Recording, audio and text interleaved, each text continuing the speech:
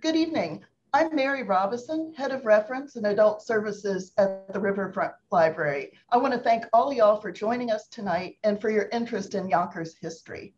I'm so excited to introduce the second program in our local history lecture series. The Yonkers Public Library is grateful to the Mellon Foundation for the funding to advance and support civic engagement in the arts and humanities through a partnership with Sarah Lawrence College. I'm thrilled to introduce Dr. Kashana Soljour, who is the Sarah Lawrence College faculty member and Public Humanities Fellow working with YPL on these grant initiatives.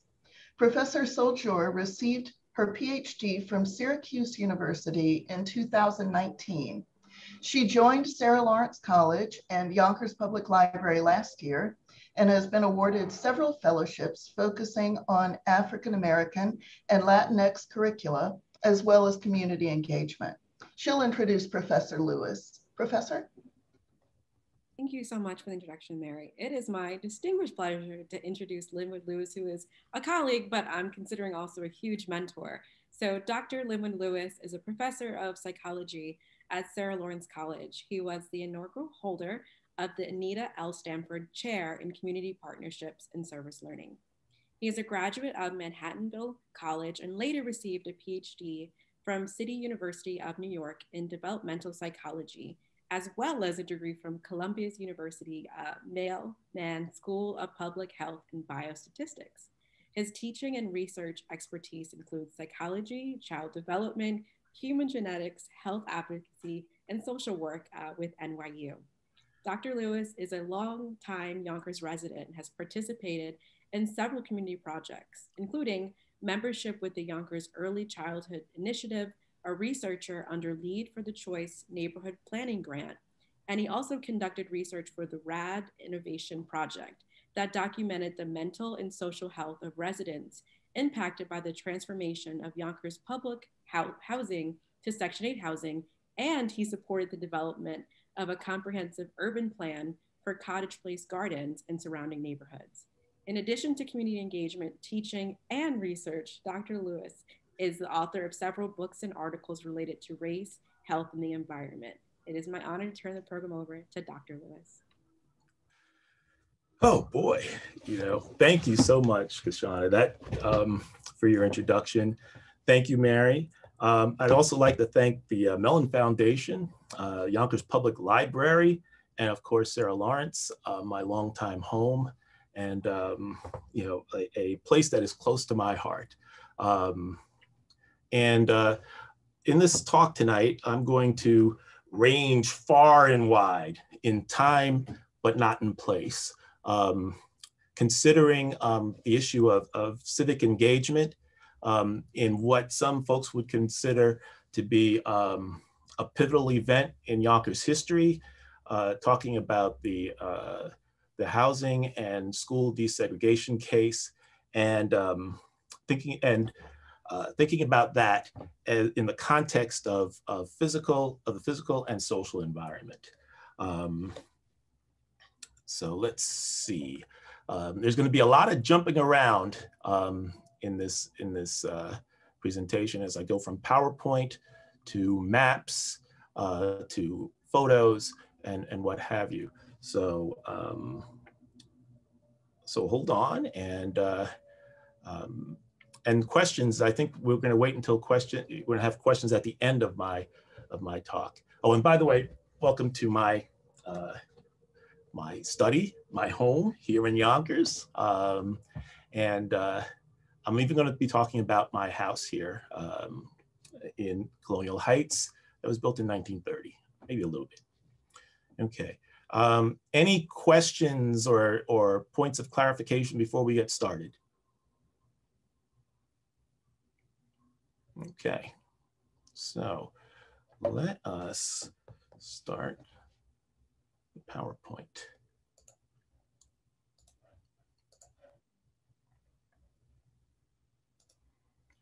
Okay, can you see my screen? Okay.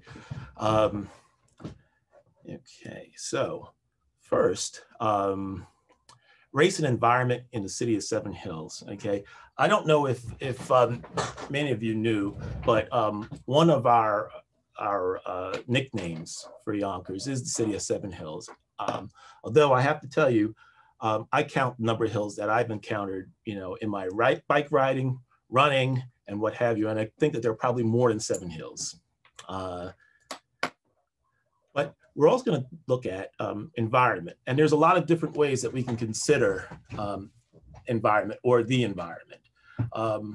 And some of you may have come into this discussion thinking about the environment as being nature, okay, as a system or an ecological frame for thinking about the environment. Some folks might think about the environment as context, a context for behavior and mental processes if you're a psychologist. You might think about the environment as being background for social history. And you might also think about it in terms of where we are in the present and where we are moving to.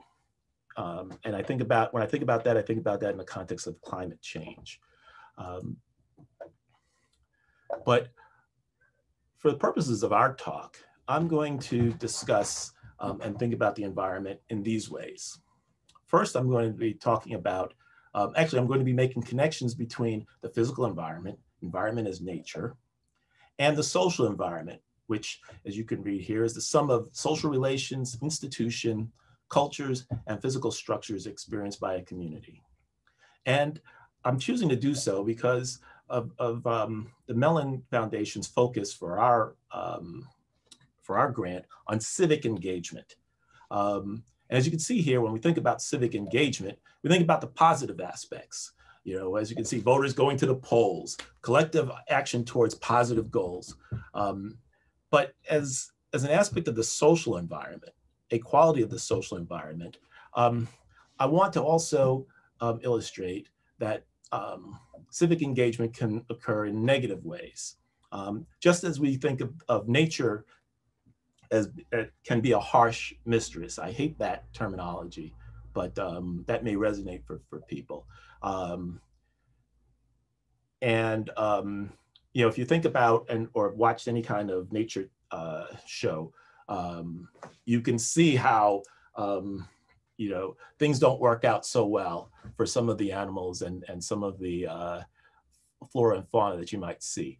And that is also the same with regard to the social environment. Let me also be clear about my my focus and my attention in terms of thinking about this from a professional perspective. As you heard, I have my degree in developmental psychology, and for many people, they think of that as being located primarily in child psychology. But my training at the City University of New York trained me to consider change over time. Okay, and so in my work, considering race and health and the health of neighborhoods and communities and what have you, I really focus not only on psychological aspects of behavior and mental processes at the individual level and at the larger collective level, but I also am concerned about the past, okay? In order to understand the past and to affect future development, we also have to understand the past. And so as a scholar of race and a resident of Yonkers, I think very much about the history of Yonkers and the social environment and the social history of Yonkers. And so that's where we're going to start. I'm going to try to situate the DSEG cases and the uncivil engagement, civic engagement that occurred afterwards, and place that into a context of the social history and also the physical environment, which is a little bit different. I'm going to really describe how the physical environment makes this experience in Yonkers to be unique. And part of that uniqueness lies in the physical environment of Yonkers. So without further ado, oops, okay. This is what we're talking about, Yonkers as a divided city. I'm gonna come back to this, okay? When we think about and we look at how people see Yonkers, okay? One of the major events is, of course, the school and housing deseg cases. If you look Yonkers up on Google, it's one of the first things that comes up. We think about, you know, when we look into popular culture, we have the HBO miniseries, Show Me a Hero. And that shows the deseg case and the aftermath in some complexity. And, you know, as I think about my work in Yonkers from 1997 to the present, I see the aftermath of these cases every day that I work in Yonkers. And you all, you know, if you are Yonkers residents or visitors, you know, living on our campus at Sarah Lawrence, you also probably have seen the aftermath of the deseg case, and considering its effect, I think that it also allows us, by acknowledging the past and shared histories, to consider what the future of our city is. How can we make, you know, I'm not going to say, you know, lemonade out of lemons, only because I hate that metaphor, but to think about how our shared past can also influence in a positive way our shared future. Okay. So I've spent a lot of time, you know, with this slide on the page here.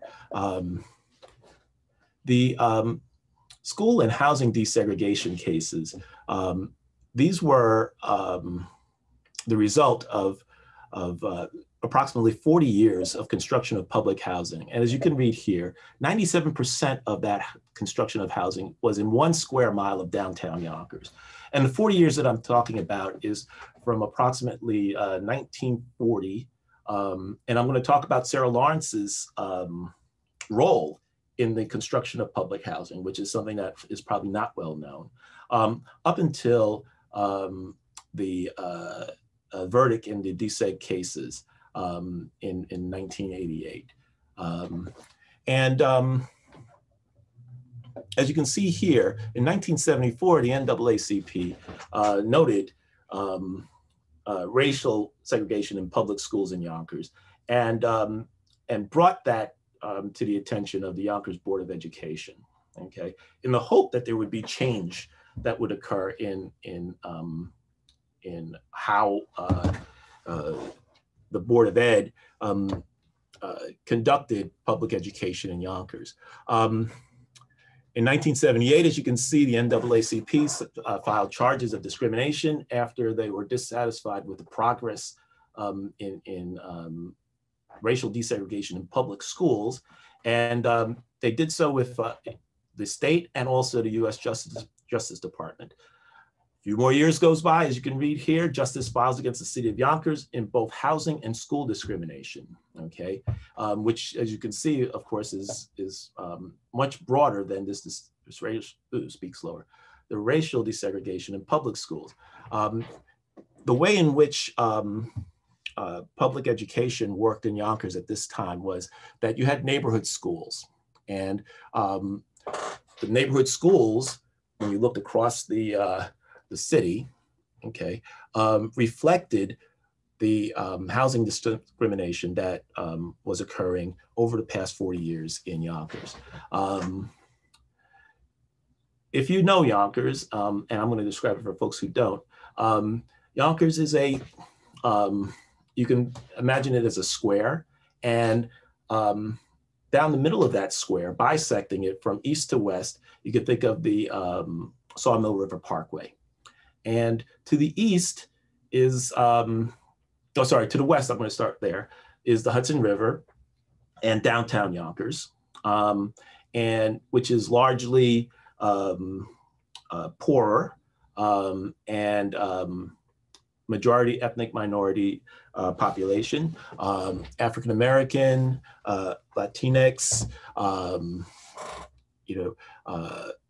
and when you look at the and compare the median household income, there's roughly a $30,000 difference between the east side of Yonkers, which is the side that Sarah Lawrence resides on, which is largely majority white, but not completely, and has a median household income of approximately $75,000, as compared to the east side, which comes in at 40. Okay, with certain neighborhoods, at a much lower median household income level. And so that's the part of the division that we're talking about. And the trial occurred from 1983 to 1985, which is fairly long.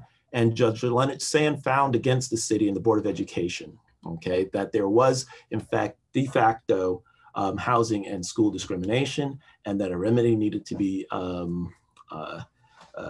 engaged in forthwith.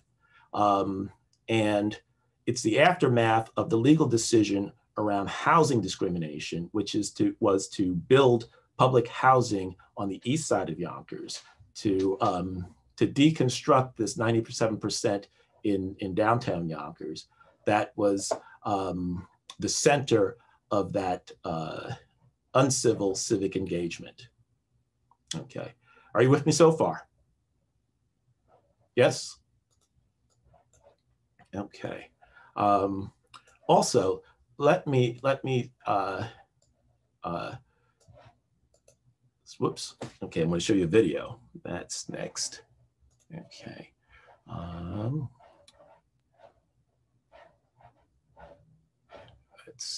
We've got to shrink this. Okay, we're not sharing a screen. Okay,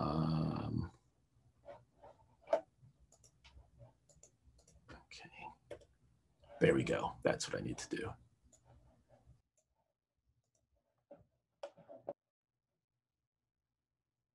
This is the part where I told you guys, stick with me. So many different. Okay. Can you see? But you move now, go different places. Sorry. This is from Not on My Street. This is 48 Hours by Dan Rather. And I chose this as a bellwether of how the aftermath of the DSEG case was seen in the larger national conversation around race and desegregation. Places with someone, but you move next to them, and then they finish with you. Tonight on 48 Hours. We're not racist. The judge's order, desegregate now or else. No! I don't think the people in this city are going to stand for it. No! The homeowner's answer, no way. No! We fight all the way! Who are they to choose who lives where? Let's sit down and talk. What talk? A landmark battle over race, money, and maybe the future of America's neighborhoods. They put him in new housing, and after 2 or 3 years, it looks like the ghetto. Shake up and go! What we believe here is heroin. It's 21 bags. Blacks, Italians, Portuguese, right now we're together because we gave it a chance. 2 days and 2 nights, Not on My Street.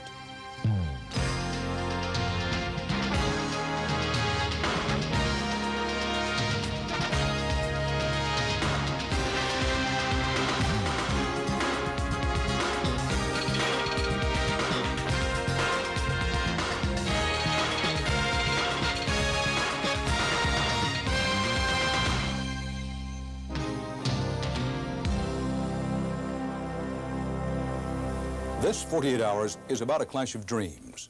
There is the dream of a home earned by years of hard work, where children go to good schools, where the family feels safe and secure. And then there's the other American dream, the dream of equal opportunity, the dream Martin Luther King Jr. spoke of, the dream of all Americans living together in peace and harmony.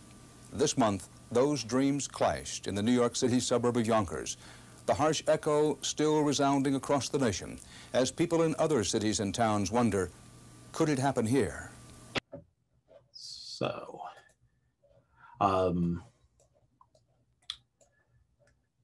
now, given, of course, that this was, a rather dramatic presentation of what happened, this is this broadcast occurred in the fall of 1988, and that's what we're talking about.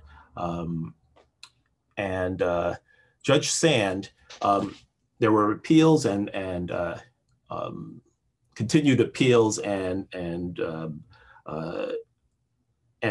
motions and what have you. But by 1988, speak slower. By 1988, the city of Yonkers had completed all appeals, and it was pretty clear that the judge was not going to rule against the provision of roughly 700 units of public housing in on the east side of Yonkers. And that initially, the city council, which is, of course, the 6 members of the 6 wards of Yonkers, agreed to initially to honor the settlement. And then as it came closer to the actual implementation of that order, chose not to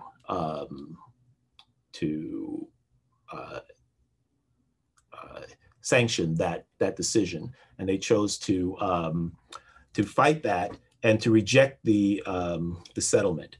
And Judge Sand, as you go on and on in this case, Judge Sand sanctioned the city to the tune of starting out initially at $100 fine for the city, and doubling that for every day that the settlement was not supported by the city. And by the time it got to $1 million per day, it became clear that the city could not fight this anymore. Okay. You were able to see, and it's well worth watching the entire documentary on 48 Hours, but it was a brutal fight. Okay. On one side, people saying that the largely white residents of the east side of Yonkers were engaging in racist rhetoric and activities, and that their rejection of the settlement was, a rejection of their neighbors in Yonkers. And this rhetoric that, and the dominant narrative, which I'm going to go back to PowerPoint for,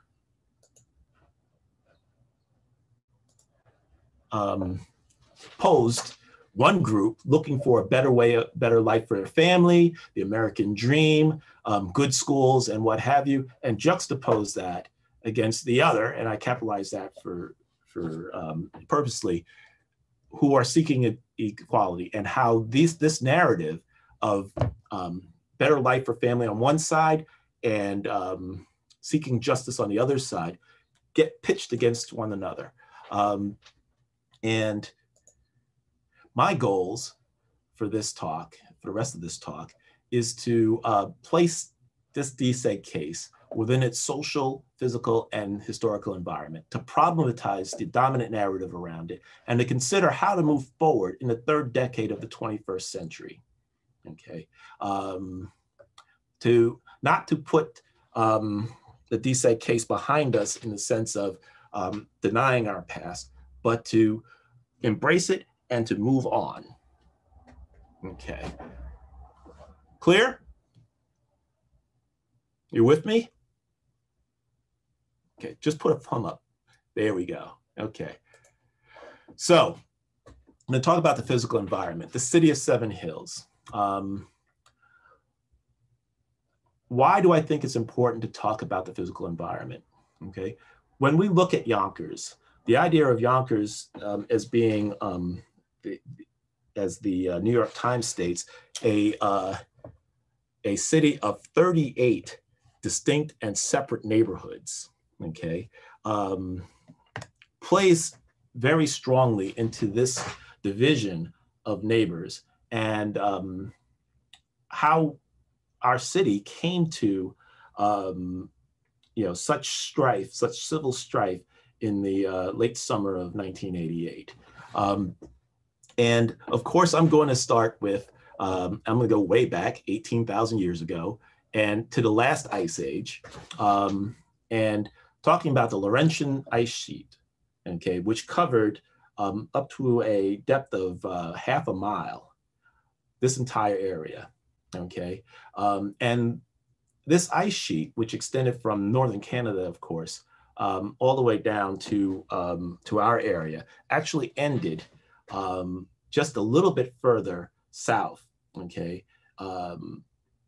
At the, basically just after the Spoit-and-Duyvil in northern Manhattan, okay? The pressure of those millions of tons of ice scoured our what would become our city, okay?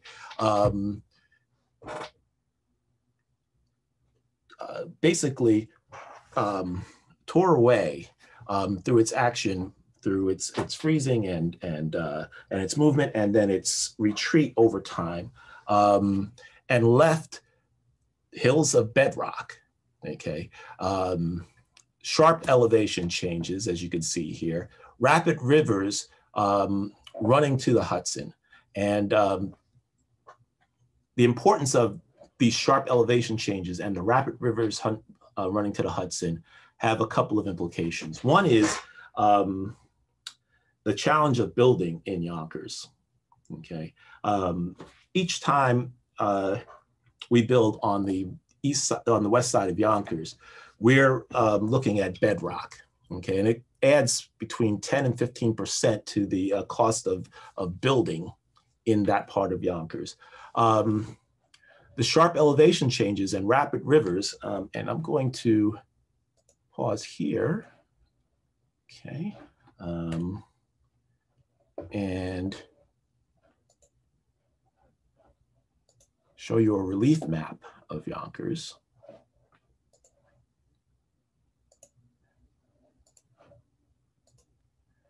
Okay. If you can read a topographical map, you know that the lines, the closer these lines are, the more steep the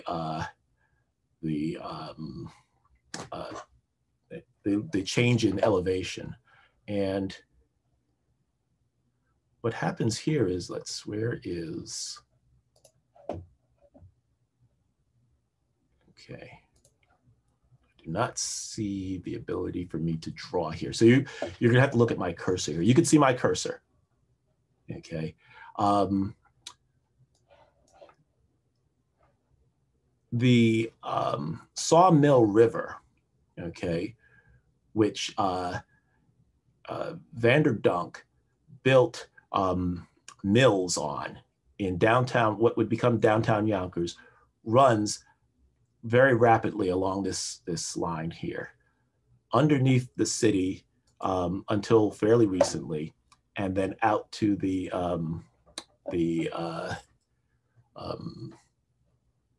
Hudson River, okay?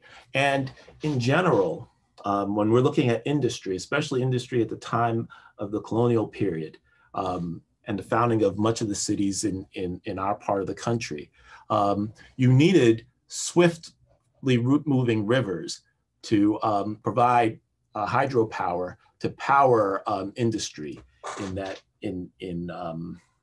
towns and cities that would become our infrastructure in the present context. And so Yonkers, downtown Yonkers in particular, was built as a industrial town, as a town of manufacturing.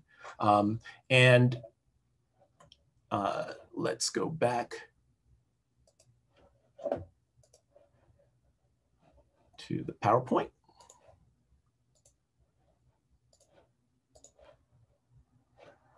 Okay.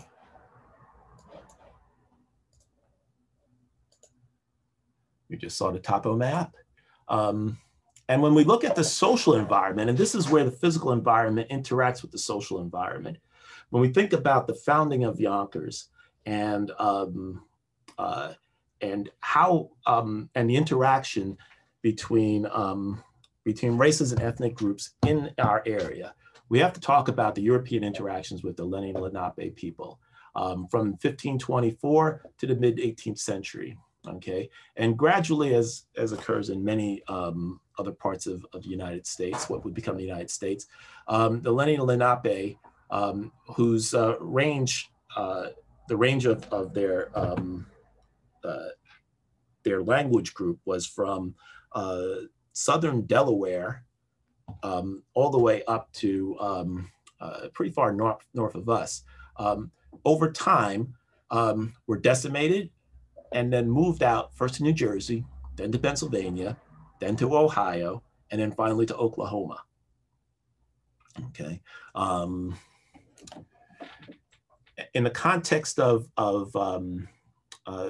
the transformation of downtown Yonkers from the time of Vanderdonk to the present, we look at Phillips Manor. The fortune of the Phillips family was relying in part on enslaved labor.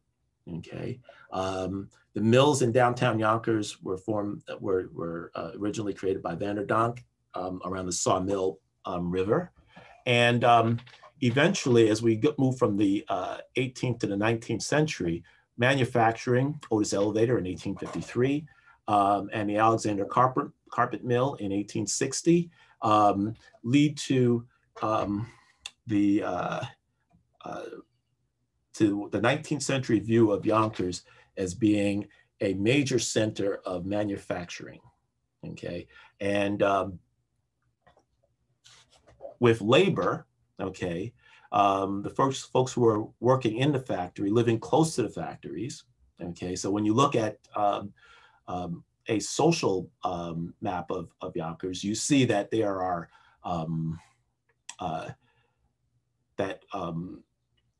lower quality housing and housing that largely included the working class folks, the working poor folks, folks who are working in the factories, living close to these factories, middle management living in specialized housing, and I'm going to show you that in a second, in the Alexander Carpet Mill, near the Alexander Carpet Mill, and the owners living on the east side of Yonkers, which consisted of estates and small towns. Okay.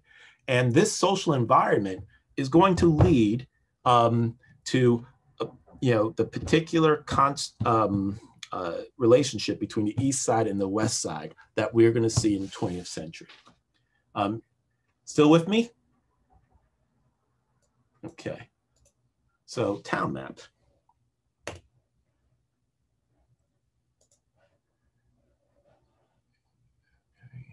Stop sharing. Okay, so here we go. This map is from 1900. Let me scroll out. Map of Yonkers. Now, I love maps, and I hope that you're entertained by maps also. If you look at our town here, you have an urban grid here in downtown Yonkers. Here's the Nepperhan, okay, or the Sawmill River, okay, as it flowed in 1900. And you see that it goes right through downtown, okay, uncovered to the Hudson, okay? And in these areas around, this is where the Otis Elevator Company is, and here, let's see, where is it? Okay, here, okay, we see the parts of the Alexander carpet mill factory. The names are a little bit different actually now than from before. And as you look out here, you see areas that are supposedly empty, okay? And these turn out to be the estates of the owners and the city fathers of Yonkers. For example, I'm going to focus here on Charles Dusenberry, who was a member of the Water Board around this period of time. And this is actually my neighborhood, okay? And very quickly, because we're at 7:09, Charles Dusenberry, important landowner, died in 1928, okay? And he was the last male heir of his family. His daughter married an Underhill and moved over here to the Underhill residence. And by 1930, they had sold this entire tract of land, and they were building houses here, okay? And this pattern of as these city fathers died, you know, and low density single family homes were built on much of these areas. And so, as you can see, the west side built up, okay, and the east side, small towns, okay,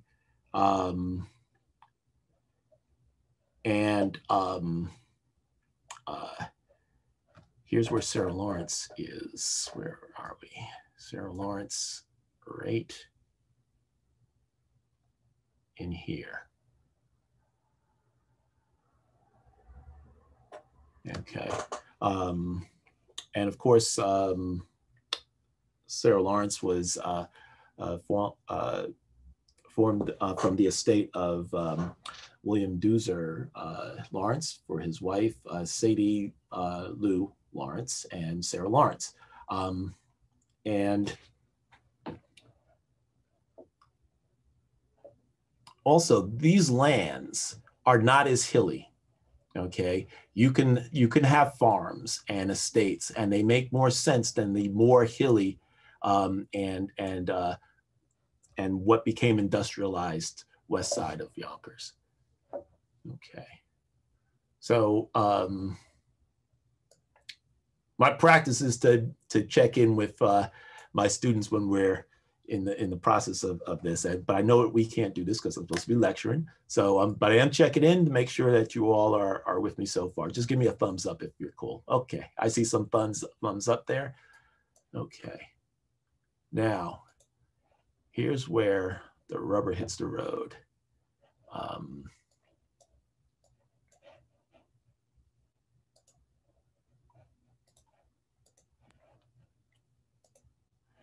Okay.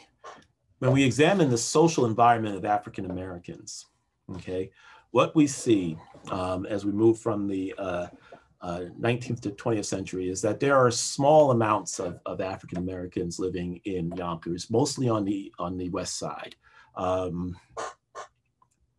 But as part of the Great Migration, as African Americans moved from the rural South to the industrial North in order to find a better life for them and their families, safe homes, places to live where they,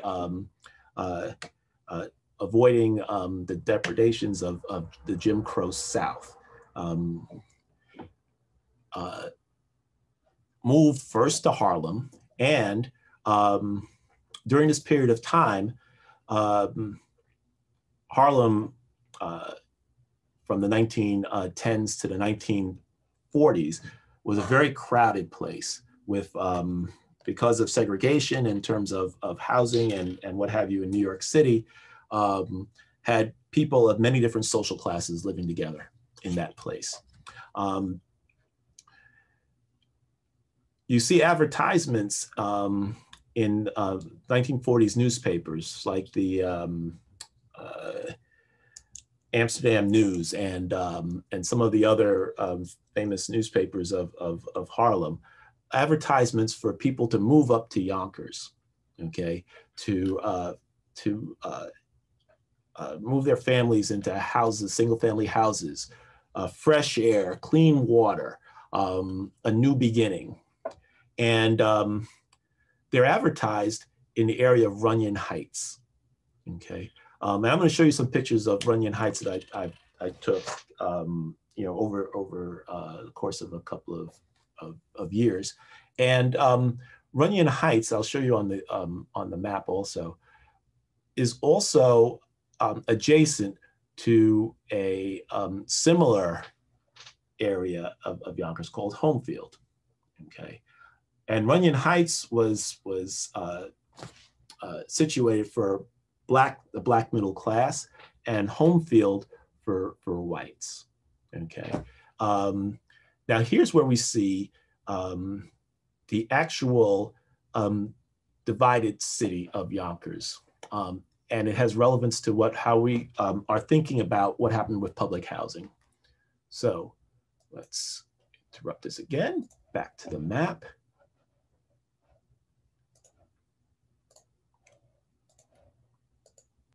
Okay.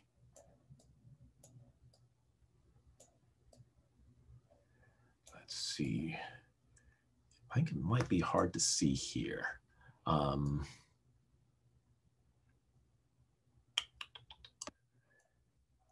Talking, hold on a second. I've got to make sure I line it up with the map of Yonkers here. What's the small Sawmill here? Okay, and moving, you know, up into, oh, here it is. Here we go, right in here.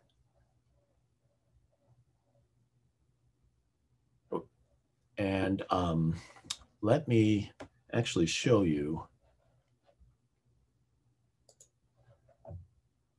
on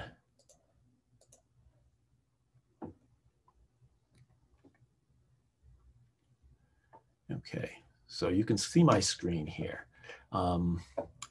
This is Runyon Heights, okay, in the present context, and this is Homefield, okay, and you see a lot of green space here, okay.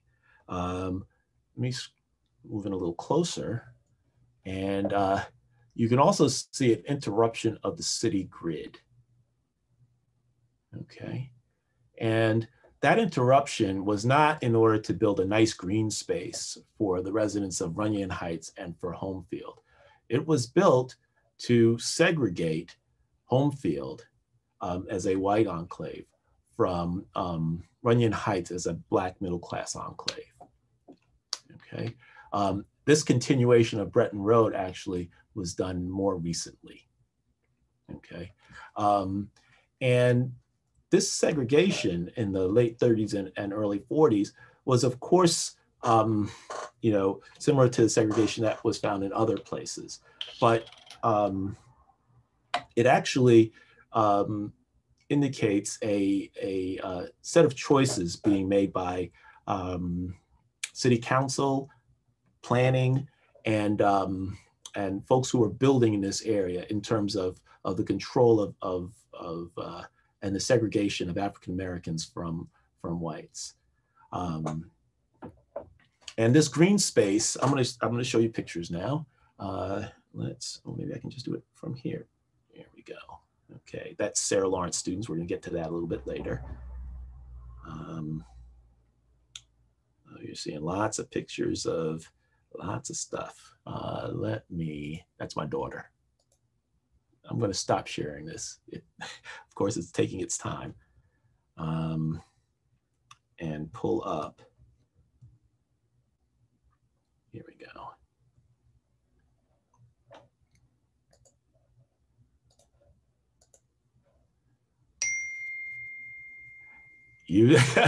I just got a text from my wife. saying, you know, I'm in trouble. But here, this is Runyon Heights, okay? And it may be difficult to see from some of these pictures, but Runyon Heights is a very nice neighborhood, okay? Still solidly Black and middle class. The houses are closer together. The parcels of land are small, but there is pride of home, okay? And here's the grid. This is, I believe this is Breton Road, but no, not Breton Road because it's going to end in a berm, okay? Here's the berm, the separation between Homefield and Runyon Heights. It's a 4-foot wall, 4-foot high wall, and it was just interrupted. That's the end of the street grid in this area. Okay, here's some more pictures. You can see I'm standing on the street, and this is the rest of the street. Okay, here's what it looks like when you move further back. Okay, and you can see the rest of the grid down here.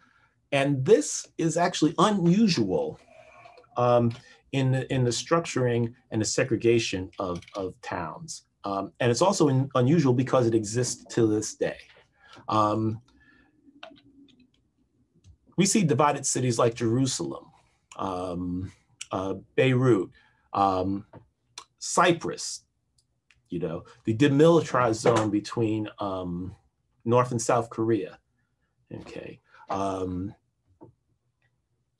And Yonkers actually is situated within that the physical separation of African Americans from whites is something that is a part of our history, and a history that I'm not sure that many people know. Here is the AME, the African Methodist Church, okay, and here's the green space, okay, which has been repurposed. Baseball fields, you know, it's very pretty, okay, but the reason why it's there is to separate. This is Runyon Heights, and I'm parked here in Homefield. And Homefield, you can see larger houses, okay, larger land. Okay, this is actually Runyon Heights. And this is Homefield again. Okay. Now,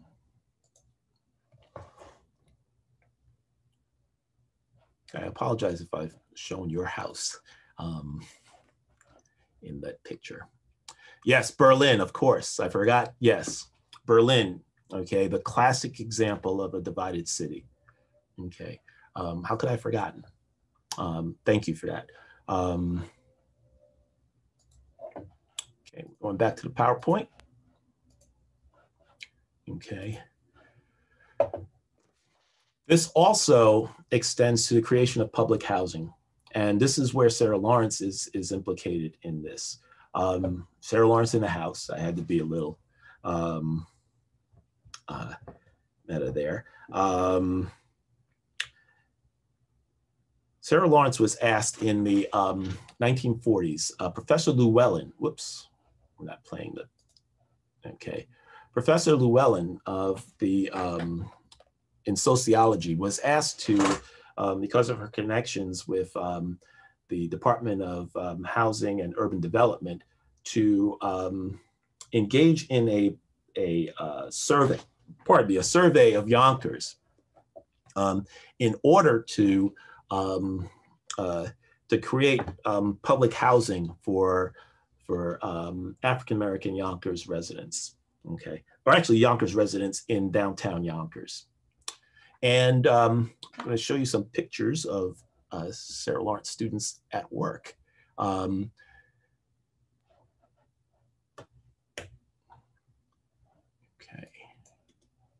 oops, there we go. That's what I have to do.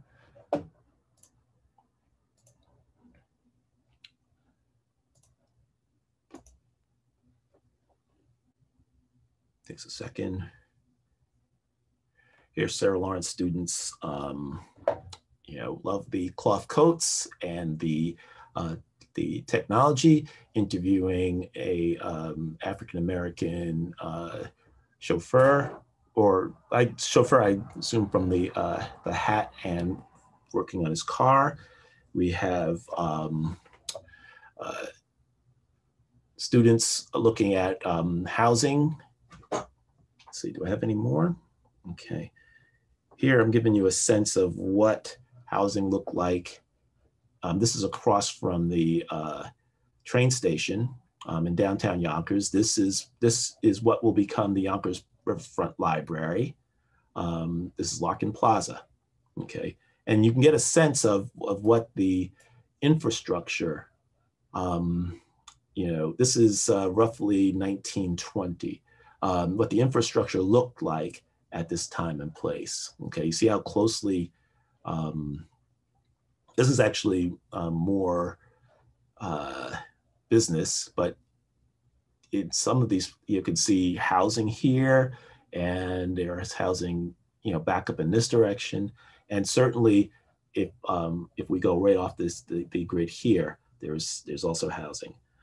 This is when it was being demolished in order to cover the Sawmill River. Let's see, I think that's it for that. And I'm going to show you the actual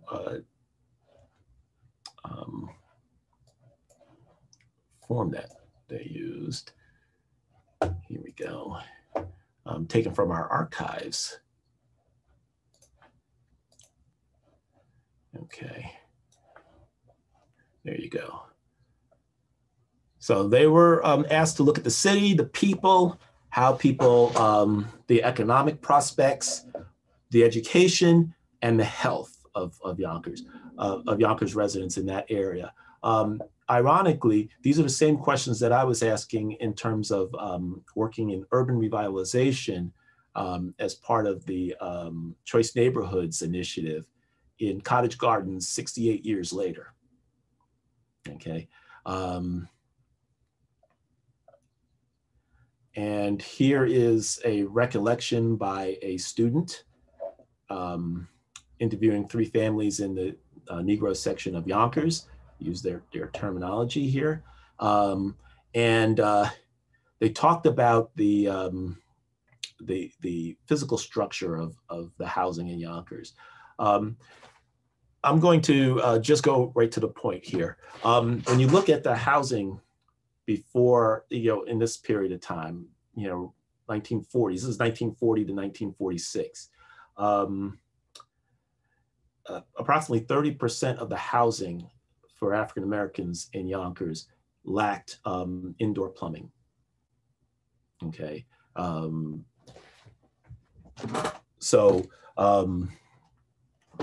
the structures were dilapidated, and because of a lack of investment, there's some serious challenges in terms of health and welfare of African Americans living here in Yonkers. Okay, I've got roughly 15 minutes to bring us to the present, and I'm going to do so very quickly. Okay, so what happened was, from Sarah Lawrence's, I'm going to talk about it as being a progressive and how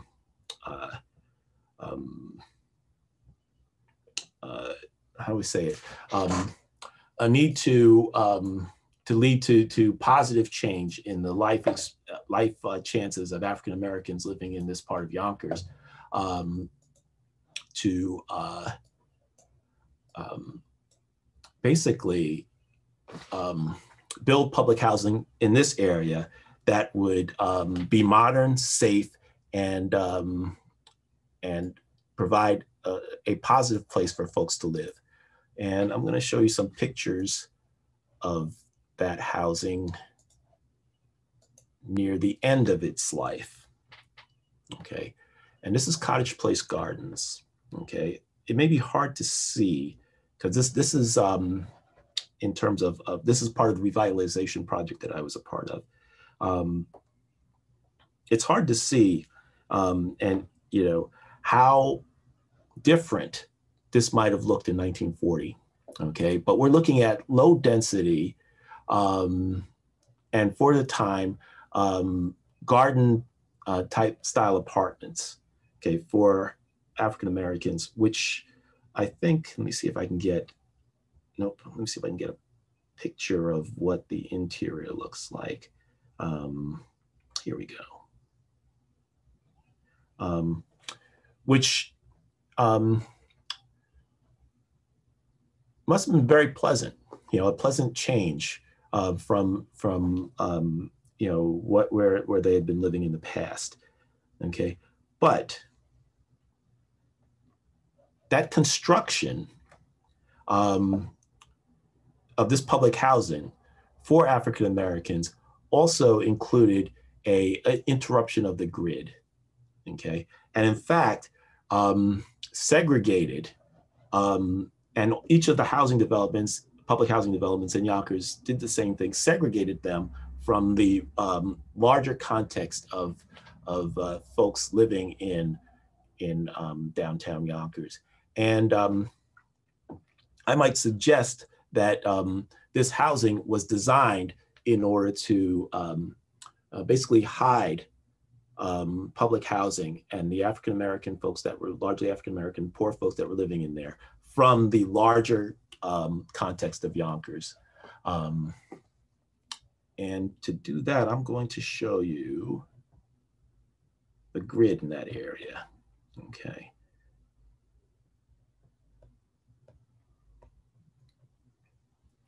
Here we go. We're talking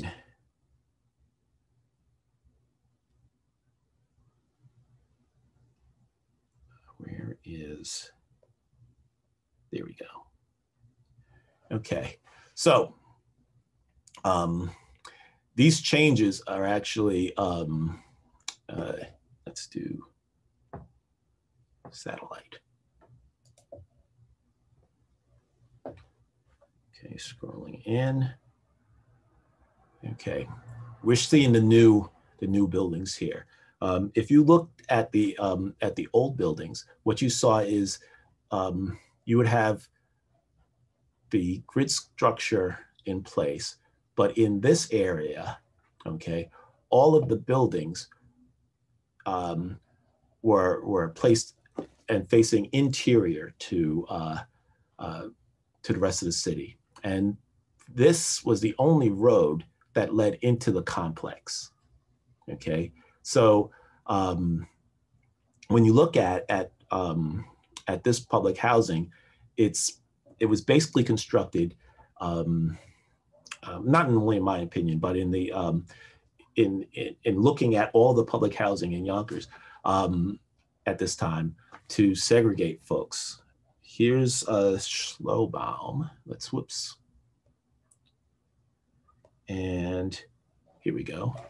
And see, I don't know if I have pictures handy here, but this is the third public housing development to be built in Yonkers.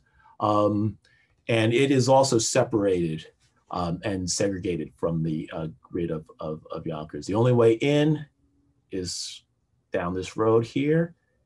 And there's a wall surrounding this. Okay. Here is an example of the urban housing that was built in response to the, this is where Mulford Gardens is, and I'll talk a little bit about that a little bit later. Okay, so now we are getting close in time. So let me,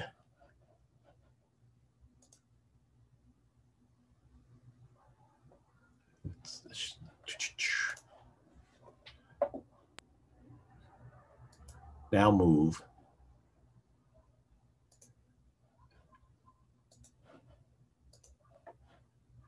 to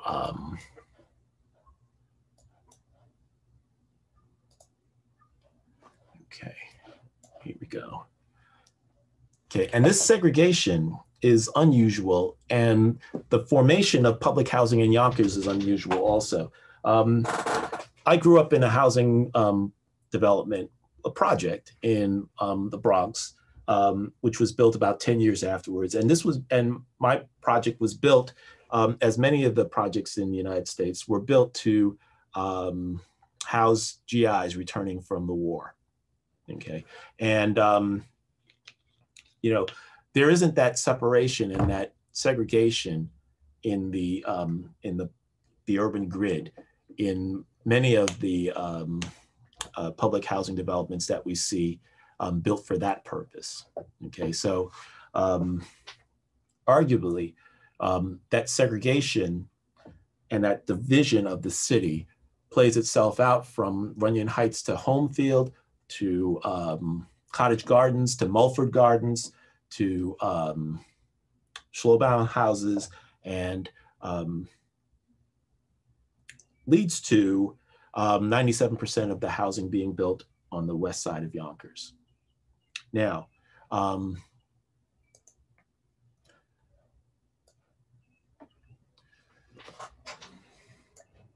I said I was going to problematize that narrative of, I'm going to problematize the narrative in a number of ways about the idea of folks being against anti-housing desegregation because they hated and disliked African Americans, but also to destabilize the idea that there was not a racial component to this anti-housing deseg uprising that we saw among white ethnic groups in Yonkers. Now, really quickly, this is, the movement of social, of people as they immigrated into the United States, Italians, the Irish, Eastern European Jews, as they entered into Ellis Island and moved into Lower Manhattan, then into the Bronx over the course of the early to mid 20th century, and for some subset of people moving from the Bronx to Yonkers. When I talk to my neighbors here, many of them talk proudly about their movement and this social movement from Manhattan to the Bronx to Yonkers. This is a common trajectory for the people that we see in the video who are vehemently against the desegregation. How did they get here? Robert Moses. We have to look at the master builder. Robert Moses, the power broker, responsible for building much of the automobile infrastructure of the metropolitan New York area. He was supposed to have built more roads than the entire Roman Empire. Okay, and that's probably not an exaggeration, but in terms of his use of his strategy for clearing out the urban grid, okay, and to create many of the highways and beaches of Long Island and what have you. He is said to have created the idea of the practice of redlining, in which banks would draw a line around a neighborhood, a red line around a neighborhood, and they would not invest in that neighborhood. They would not broker mortgages in that neighborhood in order to bring more funding and more money and more resources into that neighborhood. He also used eminent domain, which I seem to have spelled wrong here. Eminent domain in order to clear the path for the building of roads. And he also had an infamous disdain for the poor, and particularly African Americans and people of color, other people of color.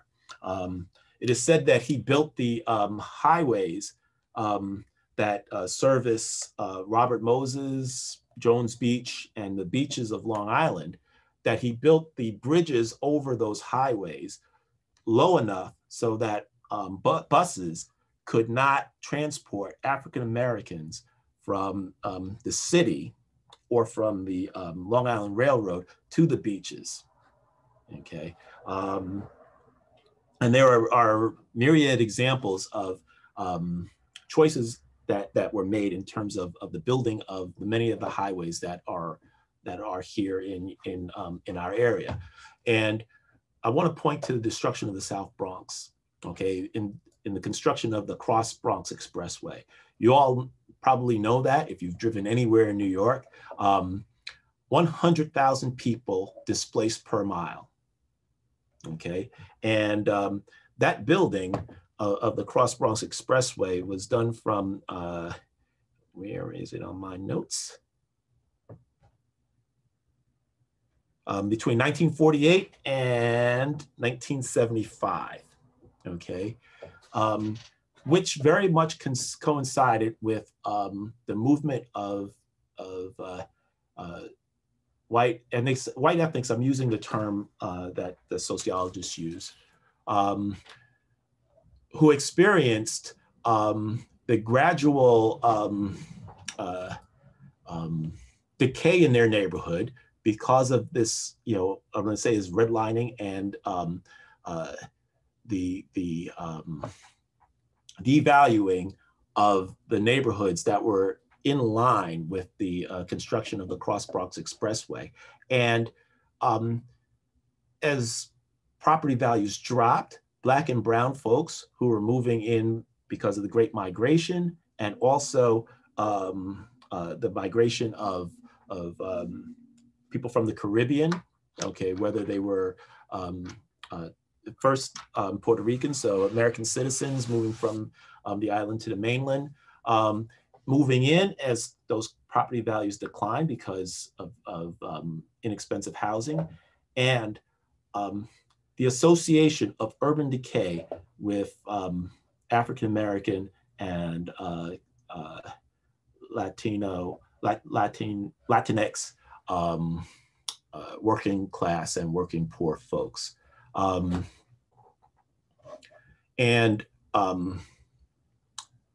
This is racial, okay? But I'm at pains to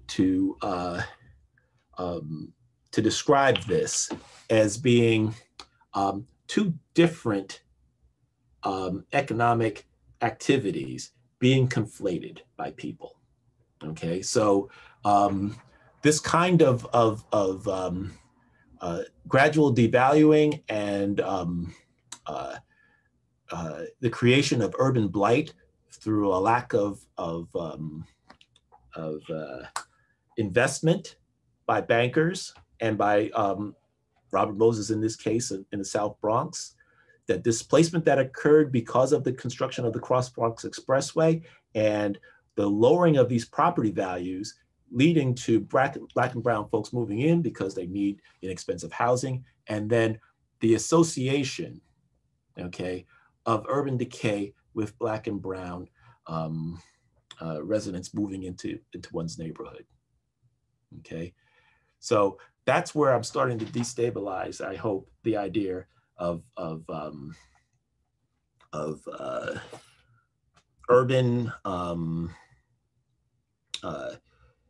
that Black and brown folks lead to the destruction and the creation of the ghetto, which you heard at the beginning of that 48 Hours episode, okay? All of these folks are experiencing displacement and disdain and the actions of economic forces that they cannot see directly, okay? They can only see the results. Okay. I'm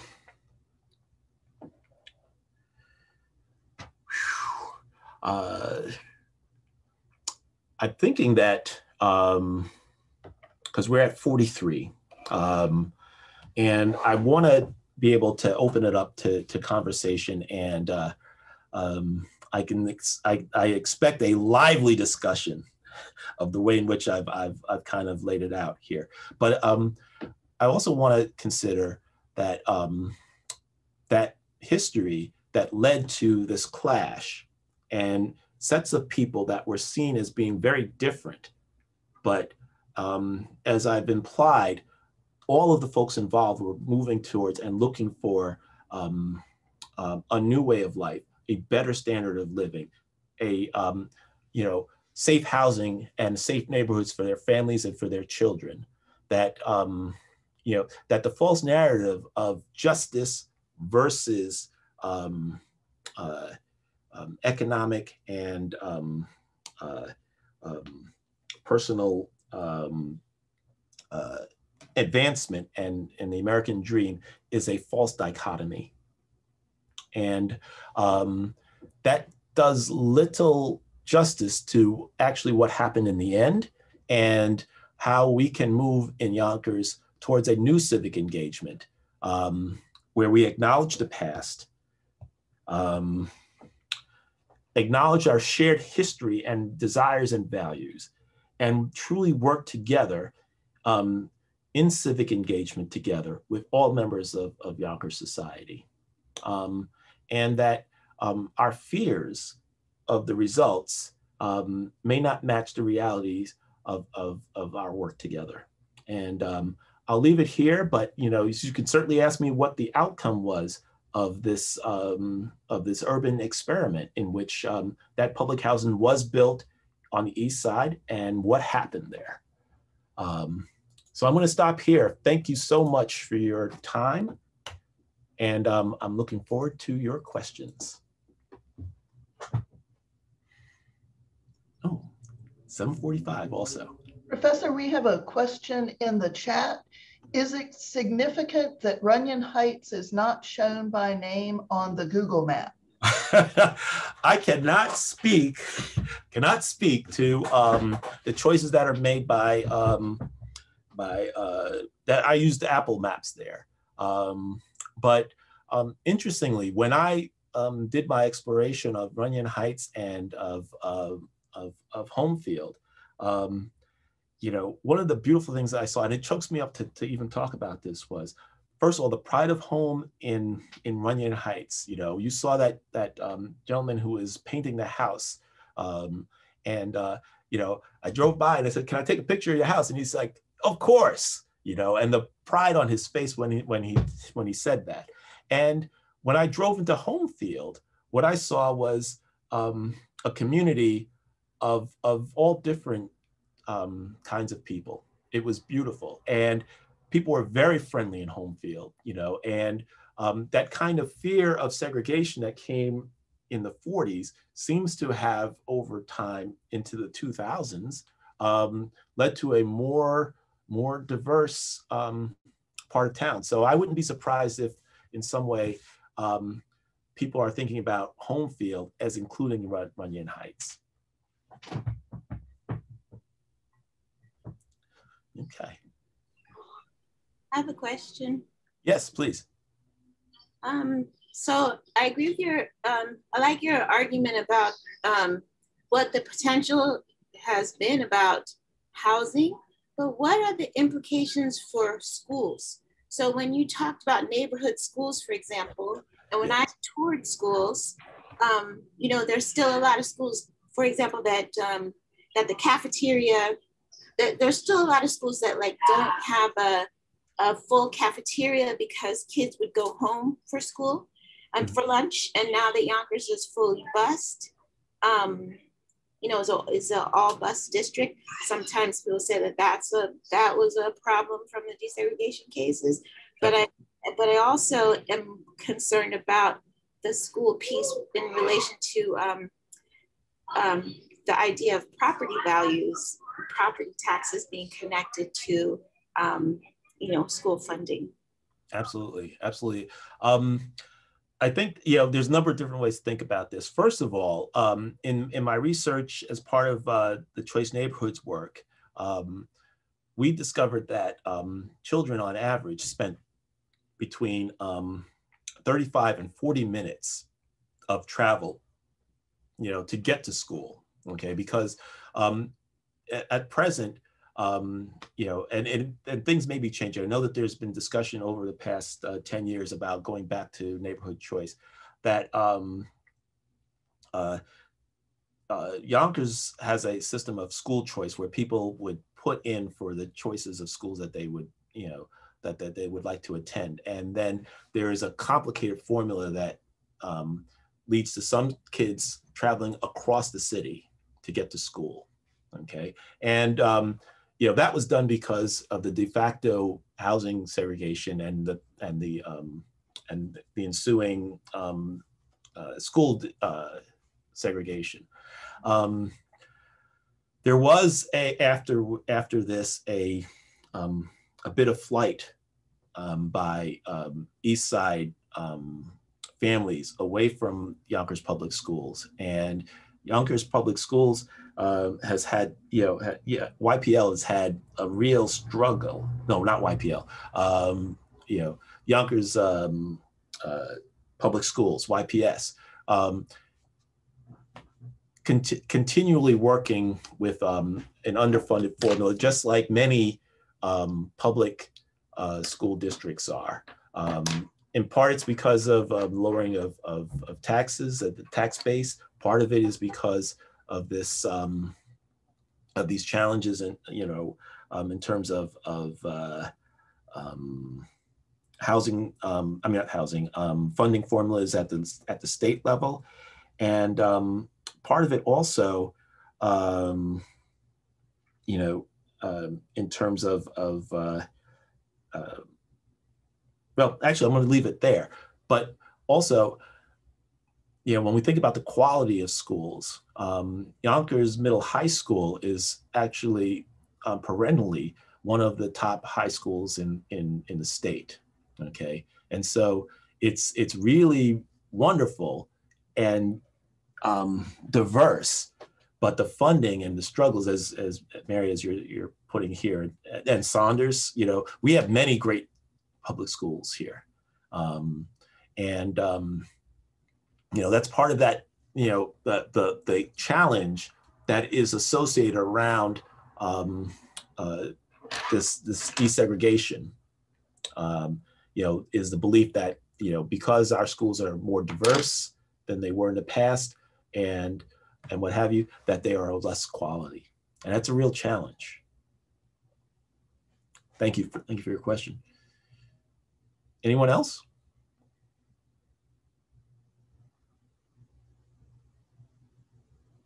We have a question in the chat from Diane. Are there any other neighborhoods that were designed to be for Black middle-class residents rather than lower income families? Well, you know, in Yonkers, not in the same way, but this was a common thing in the 40s. You know, this pitching of urban and rural, suburban and rural spaces for African Americans in Harlem. My family actually bought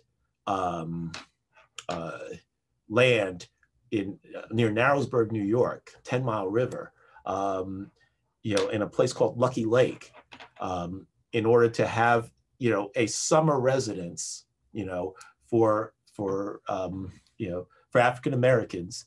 And the story around race and what happened to Lucky Lakes, you could actually look that up. I think that the documentary is called Lucky Lake.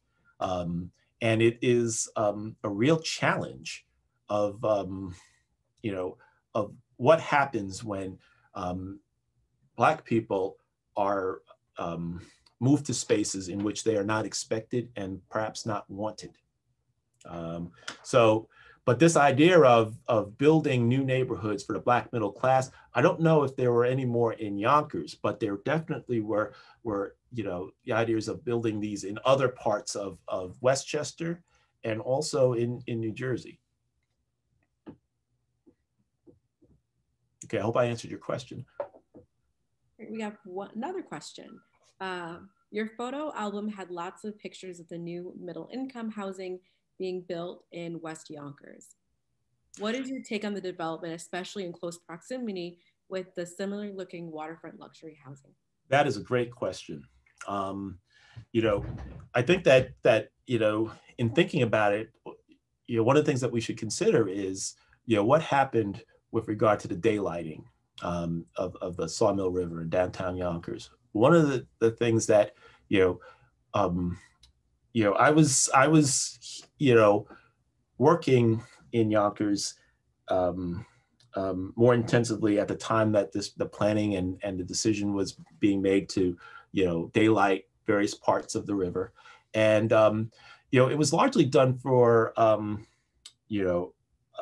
for the, by the environmental organizations around to really deal with, an underground river that was, not a living river because of that, and to provide, daylighting projects around rivers have been done in many urban settings.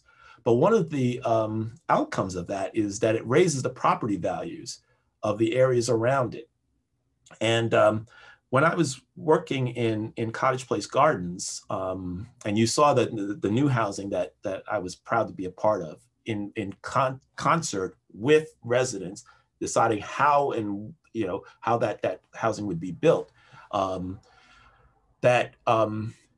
as they encountered, as the poor Black and brown communities around neighborhoods around the daylighting encountered it, there was initially the feeling that this was not for us. I heard this over and over again. This doesn't feel like it's for us.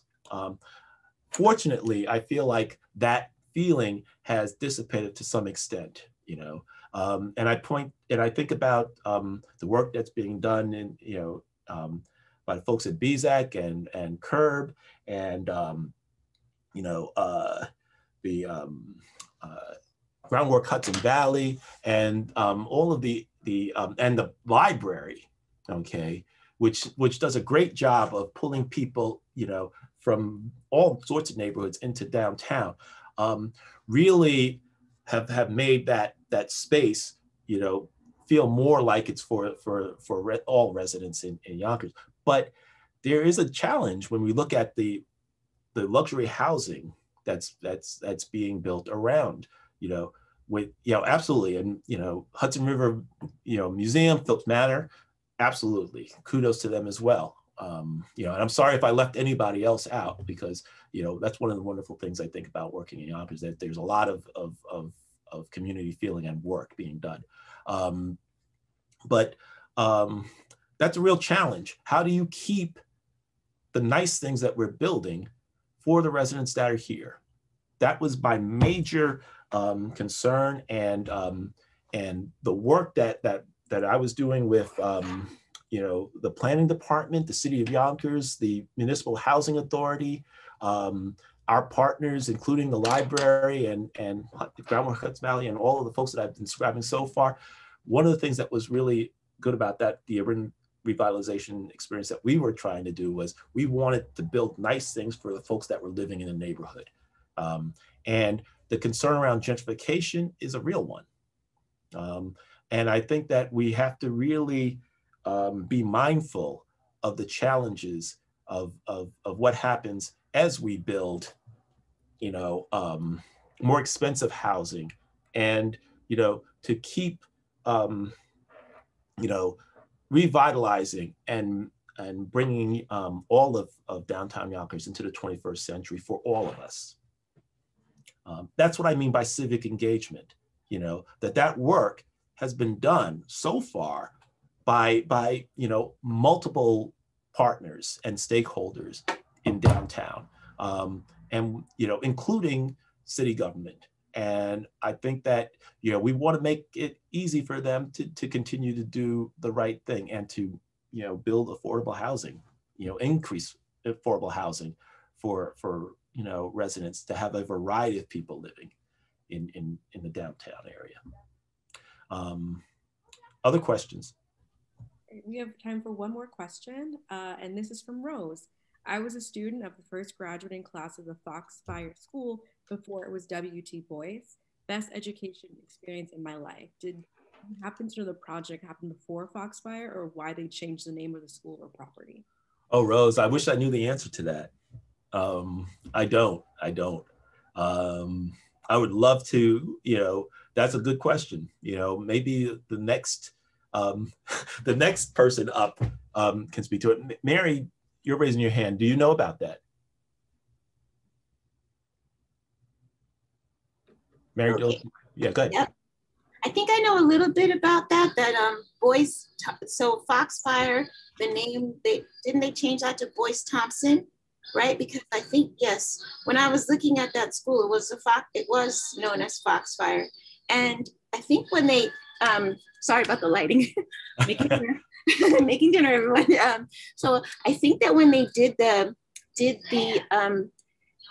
construction of the shopping and the multi-use site at Boyce Thompson, they wanted to emphasize the historic past of Boyce Thompson being a research center and things like that. And so I think there's a connection between the building across the street and the former Foxfire School, now called Boyce Thompson. That's it. Yeah, that area all used to all be apple groves, for example, and that was a major agricultural research center in Yonkers.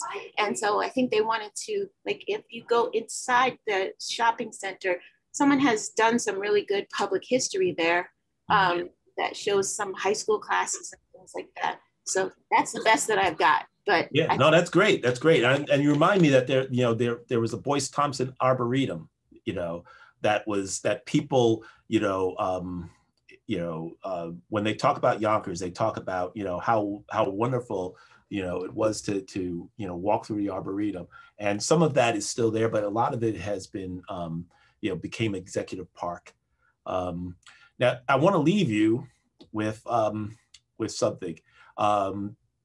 When we look at, what those people were yelling about and what they were afraid of the devaluation of their houses. They were worried about, for the white ethnic families that moved to Yonkers, the one place that they held wealth was in their house. Okay, and we know that that property values can drop as the number of African Americans living in a neighborhood increase. That is totally racist. Okay, the housing values, are what people will pay. The house does not change in its structure. It is because, as African American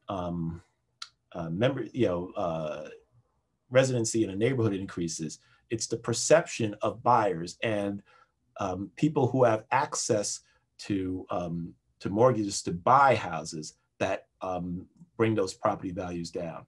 Now, that was a legitimate fear, okay, because we see that in a lot of different places. But when that public housing was built in all over Yonkers, okay, when we look 10 years later at the property values in those places, you know how much they went down? 0. Okay, the public housing, had no negative effect on the neighborhoods, and in fact had positive effects. You saw Mary Dornan, who was a vehement resistor of that public housing, and at the end of documentaries about that, she talks about how wonderful it is to have to be living with her neighbors, and how the feelings of connection, to the folks who are living in the townhouses that many of you probably have right next door, like Sarah Lawrence, and the care that those residents brought as they moved from the west side to the east side is the best part of civic engagement. And thank you for your time. We're at 8:03. All right, to close us out, thank you so much, Professor Lewis, for your presentation on this topic and for helping us understand how our shared past can inform our shared future. And thank you all for your great questions. On behalf of the Yonkers Public Library, I'd like to thank everyone for joining us tonight for this exploration of the interaction between the social and physical environments in Yonkers. This program was made possible in conjunction with Sarah Lawrence College through a grant from the Mellon Foundation. I hope you can join us for the next program in this series, A Bouquet of Voices, a poetry reading and discussion. This will be on Thursday, April 22nd at 7 o'clock in honor of National Poetry Month. This will be a night of poetry highlighting the work of Sarah Lawrence faculty with guest performances from Sarah Lawrence students and YPL teen poets. Thank you all for your support, and for that of the YPL Foundation, we're able to offer a variety of programs every day to keep you entertained and informed. As always, please follow us at ypl.org to learn more about programs we offer. See y'all soon. Thank you for joining us tonight.